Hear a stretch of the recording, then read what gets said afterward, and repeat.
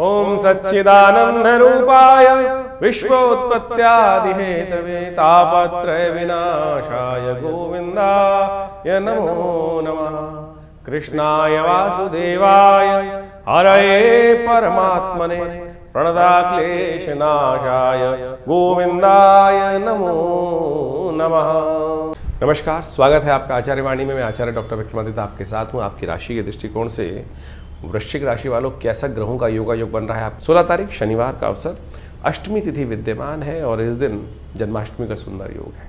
शनिवार के दिन जन्माष्टमी पड़ रही है और इस शनि का संबंध बहुत सारे लोगों को पता नहीं है कि किस प्रकार से भगवान कृष्ण के साथ है। ज्योतिष के दृष्टिकोण से तो कहा जाता है कि शनिवार, इस दिन शनिवार को जन्माष्टमी जब पड़े तो शनि को मनाने का बहुत सुंदर दिन बन जाता है।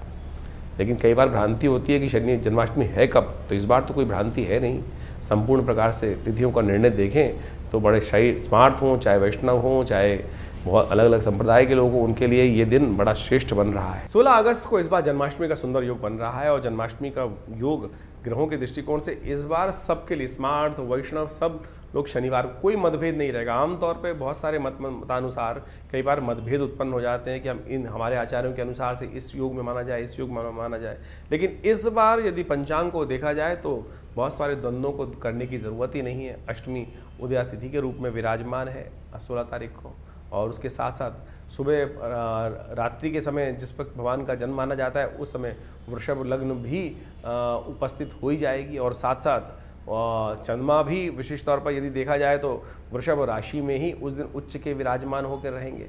और इसके साथ साथ एक बात, और ग्रहों का योगायोग और भी बड़ा सुंदर ये बन रहा है कि रोहिणी नक्षत्र वो भी रात्रि के अंतिम पहर में जाकर भोर काल से पहले पहले उपस्थित होने के योग बना लेगा। दिल्ली के पंचांग के अनुसार से देखें तो बहुत सारे ग्रहों का योगायोग इसी प्रकार से बन रहा है। तो क्या स्मार्ट, क्या वैष्णव, क्या संप्रदाय, समस्त लोगों के लिए ये सुंदर तिथि है। भगवान सुंदर का अभिषेक करें, भगवान का विशेष तौर पर पूजन करें। ओम नमो भगवते वासुदेवाय पुरुष सूक्त के द्वारा भगवान को सुंदर रूप से स्नान कराएं और उनका पूजन करें। षोडश विधि के अनुसार से षोडश जो हमारे पूजा पाठ के तरीके हैं उन सब के द्वारा सहस्रसी रेखा पुरुखा सहस्राक्ष सहस्रपात सभो में गंग सर्वात्मत्वात्रोतिष्ठ, इसी के द्वारा भगवान का अभिषेक दूध से, दही से, समस्त पंचामृत से भगवान का अभिषेक कराकर भगवान को वस्त्र अलंकृत करते हुए सुंदर रूप से भगवान का स्तवन करना। कहा जाता है कि आप कुछ और करें ना करें, कम से कम भगवान की जन्माष्टमी के अवसर पर भाद्रपद मास के कृष्ण पक्ष की अष्टमी के दिन अवश्य उपवास रखें। उपवास रख के भगवान का सुंदर रूप से संकीर्तन करें, पूजन करें, भगवान का अभिषेक करें, हरिनाम का संकीर्तन करें। और केवल इसी से आपके अनेक जन्मों के कष्ट जो हैं वो कट जाते हैं। उपवास रखिए। उपवास का मतलब केवल भूख हड़ताल नहीं होता है। आजकल बहुत सारी समस्याएं क्या हो गई, उपवास लोग करने की जहाँ बात की जाती है तो खाना पीना छोड़कर बैठ जाते हैं। उपवास का मतलब कतई भूख हड़ताल नहीं है। व्रत का मतलब कुछ और है। व्रत का मतलब तो विशेष तौर पर कुछ लोगों ने ऐसा बना दिया कि भैया आज भोजन नहीं करेंगे।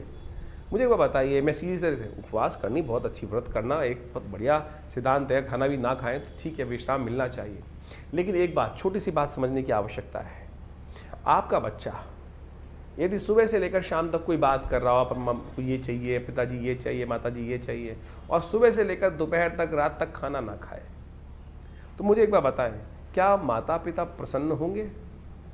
या माता पिता विशेष तौर पर उनका खून नहीं चलेगा कि बच्चा खाना नहीं खा रहा है, और भगवान आपके माँ बाप प्रसन्नता से अपने जीवन यापन कर पाएंगे? नहीं कर पाएंगे। तो शास्त्र में कुछ भ्रांतियां उत्पन्न हो गई हैं। लोगों ने भूख हड़ताल को व्रत मान लिया है। व्रत का वास्तविक अर्थ जो है वो है उपवास। वास का मतलब है रहना, उप यानी जहां से हो, जहां रह रहे हो वहां से हटने का प्रयास करो, कहीं और वास करो, वहां से अपने आप को उठाओ और प्रभु के सानिध्य में जाकर वास करने का प्रयास करो। शांति से प्रभु का स्मरण करो, सात्विकता के साथ रहो, प्रभु के श्री चरणों में निवास करो, तब तो व्रत हुआ, तभी तब तो उपवास हुआ। नहीं तो केवल भूख हड़ताल हुई, नहीं तो जिद हो गई। आपको खाली ना खाना, खाना ना खाना भी एक प्रकार से उपव्रत कहा जा सकता है। लेकिन कुछ कालांतर में ऐसी भ्रांति उत्पन्न हो गई है बहुत सारी चीज़ों ने कि भूख हड़ताल, पेट को कुछ नहीं देना, उसी को हम व्रत मान के बैठ गए हैं। लेकिन और उस दिन एक समझे कि जिस दिन खाना नहीं खाया, कुछ नहीं किया, उस दिन क्या होगा, और बाहर की चीज़ सब खा लेंगे। कुट्टू के आटे से लेकर पता नहीं क्या क्या, पकौड़ी, चाट पकौड़ी इत्यादि समस्त खाने की व्यवस्था बना लेंगे। तो फिर वो क्या हुआ, फिर तो वो कुछ और ही हो गया ना। इस व्रत में हरिनाम का संकीर्तन, जागरण, भगवान के नाम का जप, भगवान के क्रियाकलाप जो हैं उनकी कथाएं पढ़ना, उनकी कथा सुनना, उनके मंत्र का जप करना, दान पुण्य करना, सात्विकता का से जीवन निर्वाह करने का प्रयास करना, और विशेष तौर पर मनसा वाचा कर्मणा प्रभु के नाम का संकीर्तन करना। ये तो हुआ उपवास। तो अब आप देख लीजिए आप क्या कर रहे हैं। तो परमात्मा की कृपा प्राप्त करने के लिए फिर कहते हैं लोग संकट नहीं हरे, कष्ट नहीं हरे। तो ऐसे में कष्ट कहाँ हरेंगे? तो इसलिए इस बात को समझें कि इस जन्माष्टमी पर हम भगवान का षोडशोपचार पूजन करें। हमने विवेकानंद योगाश्रम में इस दिन विशेष भगवान का पूजन रखा है शाम के समय, जो करीब करीब यज्ञ के साथ आरंभ होगा और भगवान के पूजन के साथ सुंदर व्यवस्था बनेगी। भगवान को विशेष तौर पर षोडशोपचार पूजन कर कर उनका विभिन्न प्रकार से विभिन्न औषधियों से उनका अभिषेक रहेगा, भगवान का पूजन रहेगा, भगवान के नाम का संकीर्तन रहेगा, कीर्तन पूजा पाठ सबकी व्यवस्था है। आप अवश्य भगवान के नाम के संकीर्तन में उस दिन पधारें आश्रम पे, विवेकानंद योग आश्रम में। प्रभु की कृपा से सुंदर कल्याण का अवसर बनेगा। भगवान के नाम का संकीर्तन कर कर हमारे इस आश्रम पे, जिसमें पिछले करीब आप मान के चलें 50-60 सालों से नित्यपति 8 घंटे यज्ञ होता है। माँ भगवती का सुंदर शिव विग्रह, इस दिन भगवती दुर्गा का भी प्राकट्य उत्सव है। अब महामाया जी का भी प्राकट्य उत्सव माना जाता है, जो भगवान कृष्ण के साथ ही उत्पन्न हुई थी। भगवती दुर्गा की उपासना इस दिन विशेष तौर पर की जानी चाहिए, और भगवती दुर्गा के साथ साथ भगवान कृष्ण की सुंदर उपासना कर कर इस संसार में शांति स्थापित करने के लिए, कष्टों को निवारण करने के लिए, बिना भगवती की, बिना शक्ति की उपासना किए बिना भगवान की कृपा नहीं होती। तो इसलिए सुंदर रूप से आप अपने कार्यक्रमों में, यज्ञ में सम्मिलित हों। भगवान के नाम के संकीर्तन में हम विशेष रूप से कार्यक्रम रख रहे हैं, तो आप अवश्य अपना स्थान आरक्षित कर कर इस कार्यक्रम में सम्मिलित हो सकते हैं। तो वृश्चिक राशि वालों, जन्माष्टमी का सुंदर महत्व के साथ साथ आपको ये भी समझना चाहिए कि आपके लिए कौन से खास उपाय हैं जिनको आप करने हैं। इस दिन अष्टमी है, तो अष्टमी के दिन तो भगवान कृष्ण की उपासना होनी ही चाहिए, लेकिन साथ साथ दुर्गाष्टमी भी होती है। इस दिन महामाया जी की पूजा करने का विधान शास्त्र में विद्यमान है। और आपकी राशि के दृष्टिकोण से इस वक्त देखें तो शनि महाराज आपकी राशि में कहीं ना कहीं बुद्धि भाव में चलते हुए बुद्धि को भ्रमित करने के कई बार योग बना देते हैं।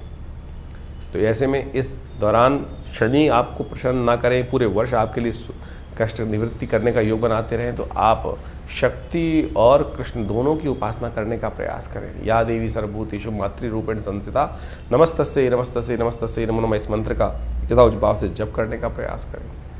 गोंद के बनी हुई मिठाई भगवान को अर्पित करने का प्रयास करें। भगवान कृष्ण की उपासना करते हुए हमारे यहाँ आयुर्वेद का ध्यान रखा गया है। आपकी राशि में जिस प्रकार से आयुर्वेद औषधियों का शास्त्र में वर्णन मिलता है, उसको भी समझना चाहिए आपको। शनि की निवृत्ति के लिए, शनि के कष्टों को दूर करने के लिए गोंद के जो तिल वाले लड्डू होते हैं उनको बनाकर भगवान को उनको भोग लगाने का प्रयास करना चाहिए। वो शनि के नेगेटिव प्रभाव को भी ठीक करने का रास्ता आपकी राशि में बनाएंगे, और साथ साथ बहुत सारे और भी कष्टों को निवृत्ति करने का रास्ता देंगे आपके लिए। कृष्ण को इस दौरान विशेष तौर पर आप अवश्य अर्पित करें मोरपंख। शनि का संबंध मोरपंख के साथ बहुत बढ़िया तरीके से होता है, और कहा जाता है कि भगवान को जब नज़र लगती थी तो उससे बचने के लिए ही भगवान को मोरपंख अर्पित किया उनकी माता जी ने। तो ऐसे में कोशिश करें उस मोरपंख को अवश्य भगवान को अर्पित करने का प्रयास करें। तो आपकी राशि के दृष्टिकोण से गोंद से बने हुए लड्डू भगवान को अर्पित कर कर उनका विशेष तौर पर पंचामृत से स्नान करा के उस चरणामृत को ग्रहण करें। कहा जाता है अकाल मृत्युहरणम सर्वव्याधि विनाशनम विष्णु पादोत्कम पित्वा पुनर्जन्म न विद्यते। तो इस बात को ध्यान रखते हुए कार्य करना चाहिए। भगवान का जितना बढ़िया सुंदर स्तवन करोगे उतना कल्याण आपके लिए योग बनते दिखाई देंगे। भगवान कृष्ण की जन्माष्टमी आपके लिए बहुत शुभ हो। और शनि का संबंध तो विशेष तौर पर कोकिला वन के कारण से भगवान के साथ है ही। भगवान ने ही शनि को उस कोकिला वन में स्थान दिया, जब शनि जाकर भगवान से कहते हैं कि कोई हमें स्थान नहीं देता है। तो इसलिए शनि का संबंध बहुत सुंदर है। इस शनि को मनाने के लिए आप सुंदर कार्य करेंगे तो बहुत अच्छा रहेगा आपके लिए। 17 तारीख रविवार का अवसर, नौमी तिथि विद्यमान है, गोगा नौमी, और इस दिन संक्रांति का सुंदर योग बन रहा है। सूर्य जो हैं वो अपने घर में आ रहे हैं। आपकी राशि में देखा जाए तो ये रिजल्ट देने वाले रहेंगे आपके लिए। खास तौर पे इस दौरान विशेष तौर पर कई प्रकार के आपको लाभ के योग बनाते दे सकते हैं। कई आपके कार्यों को पूर्ण करने की तरफ सूर्य का ये योग ले जाता दिखाई देगा आपको। तो सूर्य विशेष तौर पर रविवार के दिन परिवर्तन कर रहे हैं, हृदय योग बन रहे हैं, तो कोशिश करें इस दिन गायत्री का स्तवन अवश्य करें, गायत्री का पाठ करें इस दिन अवश्य। हो सके तो गरीबों को विशेष तौर पे आटे का वितरण करने का प्रयास करें। ये आपकी राशि के दृष्टिकोण से सफलता का मंत्र रहेगा। सूर्य आपकी राशि में परिवर्तन कर कर आपके लिए 1 महीने के लिए ये जो परिवर्तन का योग बना रहे हैं बहुत आपके लिए पॉजिटिव रहता दिखाई देगा। 18 तारीख सोमवार का अवसर है, दशमी तिथि विद्यमान है और इस दिन ग्रहों का योगा योग जो बन रहा है वो आपके लिए, आपकी राशि के दृष्टिकोण से देखा जाए तो वो आपके लिए कई मामलों में अच्छा योग बनाएगा। बृहस्पति के साथ चंद्रमा का विराजमान हो जाना 3 दिन के लिए ये कई मामलों में पॉजिटिव रहता दिखाई दे रहा है, लेकिन कई बार बंधन में फंसा देता है। तो नए काम जो आरंभ कर रहे हैं उस समय एक बात ध्यान रखिएगा, जो कागज वागज साइन करें उसमें कहीं कोई गलती ना रहे, इस बात का ध्यान रखते हुए कार्य करें कुछ, तो वो अच्छा रहेगा आपके लिए। भगवान शिव की सुंदर उपासना करें, सोमवार का दिवस है, दूध से भगवान का अभिषेक करना आपके लिए कल्याणकारी साबित होगा। 19 तारीख मंगलवार का अवसर, एकादशी तिथि, अजा एकादशी का योग, गजकेसरी योग आपकी राशि में बना हुआ है। और जीवन में कई बार कष्ट आते हैं तो हम सोचते हैं किस कारण से हुआ, मैंने तो अपने ज्ञान से कुछ गलत काम किया नहीं, लेकिन हमारी मति जो है ना बहुत छोटी रहती है और हम बहुत लंबे समय तक देख नहीं सकते। भीष्म पितामह ने भी एक बार भगवान कृष्ण से यही भाव रखा था जब वो बाणों की शैया पर विराजमान थे कि मुझे अपने जन्म याद है कि मैंने कभी कोई गलत कार्य नहीं किया, फिर किस कारण से मुझे इतना बड़ा कष्ट जीवन में झेलना पड़ा। तो भगवान ने कहा आपको एक लेवल तक याद है, 100 जन्म से पूर्व जो घटना हुई थी वो आप भूल गए हैं। आपने एक कीड़े को इस प्रकार से भेद दिया था एक बाण से, एक छोटी सी सीख से, उसके कारण से आपको इतना बड़ा जो कष्ट है वो आज झेलना पड़ रहा है। अजा एकादशी वो तिथि है कि जब हम पूर्व अर्जित कर्म जो है उन दोषों से भी निवृत्त हो जाते हैं। कहा जाता है इस दिन विष्णु सहस्त्रनाम का पाठ करना, भगवान का अभिषेक करा के चरणामृत ग्रहण करना, ओम नमो भगवते वासुदेवाय इसका स्तवन करना, व्रत रहना, यही सबसे श्रेष्ठ उपाय है। करके आप पूर्व कर्म में जो भी दुष्कर्म हुए पूरे जीवन में उनसे निवृत्ति की तरफ जा सकते हैं। 20 तारीख बुधवार का दिन, द्वादशी तिथि विद्यमान है और ग्रहों का परिवर्तन का योग बन रहा है। वो परिवर्तन का योग आपके लिए बहुत अच्छा पॉजिटिव रिजल्ट लाएगा, चिंता मत करो और कर्म को सही दिशा में करने का प्रयास करो। इस दिन बुध प्रदोष है, थोड़े बुध महाराज जो आपकी राशि में जिस प्रकार का योग बना रहे हैं वो बहुत सुंदर योग बनने वाला है। अब शनि शुक्र के साथ बुध की युति हो जाएगी, सूर्य आगे निकल चुके हैं, उदित होते हुए बुध शुक्र के साथ विराजमान होकर महालक्ष्मी योग, साथ में चंद्रमा का युति कुछ दिन रहेगी, तो ये कहीं ना कहीं बड़े पॉजिटिव रिजल्ट्स लाने के योग बनाएगी। देव कृपा से इस दिन गो वत्स द्वादशी भी है और साथ साथ बुध प्रदोष भी है, क्योंकि शाम को त्रयोदशी आ जाएगी। तो हो सके तो गाय के बछड़े को गुड़ इत्यादि खिलाएं, आपकी राशि के दृष्टिकोण से बड़ा अच्छा रहेगा। और साथ साथ हो सके तो शाम के समय भगवान का अभिषेक विशेष तौर पर आप विजया रस से, भंग के रस से करने का प्रयास करें, भगवान प्रसन्न होंगे, आशीर्वाद देंगे और बुद्ध का पॉजिटिव रिजल्ट आपको प्राप्त। तो ग्रहों का योगा योग आपने समझा, इस वक्त भाद्रपद का महीना चल रहा है और भाद्रपद के महीने में जो ग्रहों का योगा योग परिवर्तन का योग बनाएगा वो तो आपके समक्ष है ही है, लेकिन एक विशेष योग बन रहा है कि इस भाद्रपद में 5 रविवार का योग बन रहा है और इस बार राजा भी सूर्य ही हैं, पूरे जो विश्व के राजा है, संवत के राजा हैं, और उसके दृष्टिकोण से यदि ग्रहगण प्रभाव देखा जाए तो इस बार पूरे विश्व में अच्छी खासी वृष्टि के योग बन रहे हैं और वो इतनी ज़्यादा हो गई है, कई जगह लोग परेशान भी हो गए, त्रस्त भी हो गए हैं। और इस बार 5 रविवार का योग भाद्रपद में जो दिखा रहा है वो वास्तविक तौर पे एक बात को भी इंगित करता है कि जो इस वक्त भयावह पूरे विश्व में पानी की त्रासदी चल रही है, अतिवृष्टि होने के योग बन गए हैं, उससे कहीं ना कहीं अब कुछ ना कुछ रास्ता, बचाव का रास्ता बनता भी दिखाई देगा। लेकिन ये कहीं ना कहीं प्रकार से जो भाद्रपद महीने में यदि 5 रविवार पड़ जाए तो एक बात कही जाती है, युद्ध की आशंका, युद्ध की अफवाहें, कहीं ना कहीं मतभेद बहुत ज़्यादा कहीं ना कहीं संसार में बढ़ जाते हैं और कहीं ना कहीं आपस में मनभेद भी होने लगते हैं। इस वक्त विश्व में जिस प्रकार से जो योगा योग बन रहा है वो कहीं ना कहीं आपदाओं का संकेत भी देता दिखाई दे रहा है। और ऐसे में जो अन्न इत्यादि के संबंध में जो कार्य करते हैं उनको भी थोड़ा सावधान रहना चाहिए। तेजी का माहौल बनता दिखाई दे रहा है। विभिन्न अन्न के क्षेत्र जितने भी हैं, खाद्य पदार्थ जितने हैं, गेहूँ इत्यादि, चावल इत्यादि और बहुत सारी और भी जितनी चीज़ें हैं, उन सब में कहीं ना कहीं जो अतिवृष्टि के कारण से जो योग बनते दिखाई दे रहे हैं वो कहीं ना कहीं महंगाई को बढ़ाने की तरफ योग बनाते दिखाई दे रहे हैं। ऐसे में आपकी राशि के दृष्टिकोण से जो योग बन रहे हैं वो आपने अच्छे समझें। ग्रहों के प्रभाव को जितने जल्दी हम समझ लें और उसके अनुसार से अपने जीवन में सही रास्ता पकड़ लें, ये ज्योतिष का चमत्कारिक प्रभाव है। देखिए, जो सूर्य है वो हर एक स्थिति में एक सही निकलता है, लेकिन हर व्यक्ति पर उसका प्रभाव अलग अलग होता है। ग्रहों का ये परिवर्तन जो योग बनाते हैं, इन सब का प्रभाव सूक्ष्म दृष्टिकोण से हर व्यक्ति को समझ में आना चाहिए। ज्योतिष के दृष्टिकोण से बड़ा सूक्ष्म अन्वेषण है। आपकी जन्मपत्री, आपका जो भाग्य है वो हर व्यक्ति का अलग है। कहीं ना कहीं उस भाग्य पर किस प्रकार का योग बनेगा, ग्रहों का परिवर्तन क्या प्रभाव डालेगा, हर व्यक्ति पर अलग प्रभाव डालता है।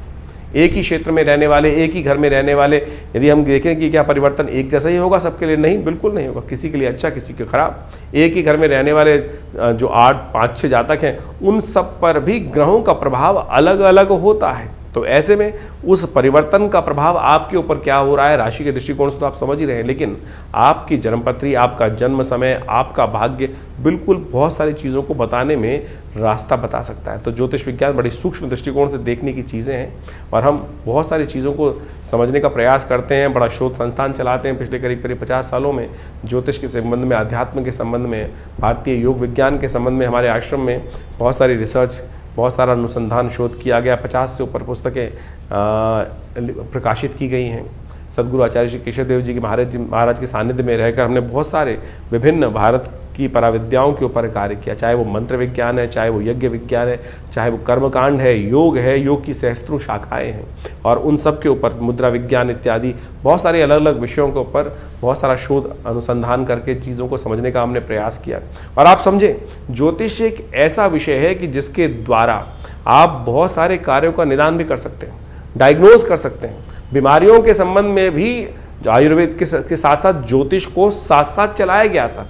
आज जो समाज में जो आयुर्वेद का या चिकित्सा विज्ञान का भाव है, वहाँ ज्योतिष के एक पार्ट को निग्लेक्ट कर दिया गया है। अरे ज्योतिष पूरी तरह से डायग्नोज पर ही है, आपके ग्रह बदले और वो कहीं ना कहीं कौन सा रोग उत्पन्न करेंगे, किस प्रकार से बीमारी का रास्ता बनाएंगे, ये भी ज्योतिष के अंदर बहुत अच्छे से, अगर समय खराब चल रहा है, किस प्रकार से कौन से मंत्र को जप कर कर, कौन सी मुद्रा का प्रयोग करके, कौन सी औषधि कब आपके लिए अच्छी अनुरूप रहेगी, कौन सी औषधि कब कार्य नहीं करेगी, ये भी ज्योतिष विज्ञान के माध्यम से आप बहुत अच्छे से समझ सकते हैं, कार्यों को कर सकते हैं। हमने इसके ऊपर बहुत अच्छे से चीज़ों को समझने का प्रयास किया। बहुत सारी चीज़ें हम समय समय पर आपके बहुत सारे अपने इन कार्यक्रमों के माध्यम से आपके समक्ष रखते भी आए हैं।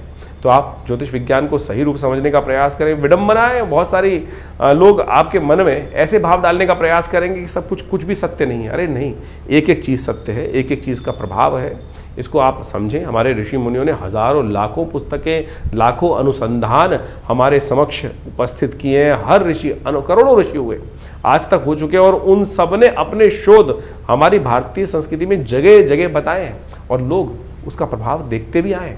और हमने खुद देखा, बहुत सारे महामृत्युंजय मंत्र इत्यादि, बहुत सारे अनुष्ठान जो समय समय पर करते हैं, उनका प्रभाव बहुत प्रत्यक्ष रूप से होता है। चाहे वो जीवन के स्वास्थ्य संबंधी समस्याएं, चाहे वो जीवन की किसी भी पहलू से संबंधित समस्या है, उसका निदान करने के लिए विभिन्न मंत्रों के माध्यम से, विभिन्न उपायों के माध्यम से, चाहे वो रत्न है, चाहे वो विभिन्न उपाय हैं, चाहे वो दान है, चाहे वो पुण्य है, चाहे वो औषधि है, चाहे वो ध्यान है, इन सबको मार्ग अपना सकते हैं। और तो और मुद्राएं तो अपने आप में चमत्कारिक प्रभाव दिखाती हैं।